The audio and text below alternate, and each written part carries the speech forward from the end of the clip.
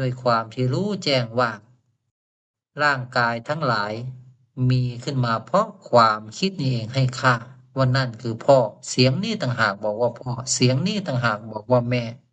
เสียงนี้ต่างหากบอกว่าลูกเสียงนี้ต่างหากบอกว่าร่างกายนี้เป็นเรามีแต่ไอเสียงนี้ทั้งนั้นเลยที่มันสร้างทุกสรรพสิ่งมันคิดปรุงแต่งอยู่ตลอด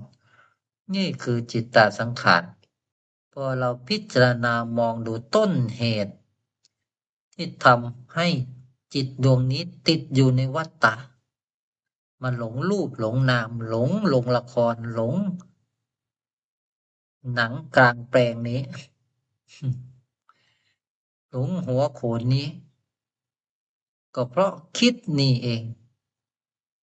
เล่นไปตามบทซะจนลืมไปแล้วว่าตัวเองเป็นอะไรจมไปกับบทละครที่ตัวเองคิด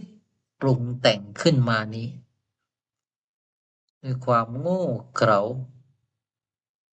พอได้เห็นแบบนี้ว่าไอ้เสียงนี่เองที่สร้างทุกสิ่งทุกอย่างขึ้นมาว่าเป็นเราว่าเป็นของเราวัฏฏะก็พังทลายลงความผูกพันผูกมัดทั้งหลายก็พังทลายลง25%เป็นขั้นต่ำจึงพิจารณาลงไปอีกว่าพ่อแม่อยู่ที่ไหนไปจับดูแขนร่างกายของซากศพดูนี่หรือคือพ่อนี่หรือคือแม่ซากศพนี่เหรอคือพ่อคือแม่พ่อแม่อยู่ที่ไหนกับเกิดความรู้ขึ้นมาพ่อแม่ก็คือจิต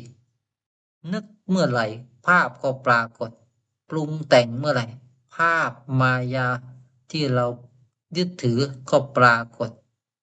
นึกย้อนกลับไปหาอดีตชาติก่อนๆดูสิพ่อแม่ที่เคยให้กำเนิดมีกี่พ่อแม่กันบ้างการปรุงแต่งเหล่านี้สร้างภาพลักษณ์แห่งพ่อแม่ในอดีตชาติได้มากมายมหาศาลสรุปแล้วพ่อแม่ของเราคืออะไรกันแน่นามธาตุเหล่านี้เหรอคือพ่อแม่รูปธาตุเหล่านี้เหรอคือพ่อแม่พิจารณาลงไปก็เห็นแต่ต้นธาตุนี่แหละคือพ่อแม่ที่แท้จริงธาตุต้นกำเนิดนี่ต่างหากพวกเราไม่เคยตอบแทนธาตุต้นกำเนิดนี้เลยมาหลงกับรูปหลงกับนามเหยียบย่ำธาตุต้นกำเนิดอันเป็นสัจธรรมแท้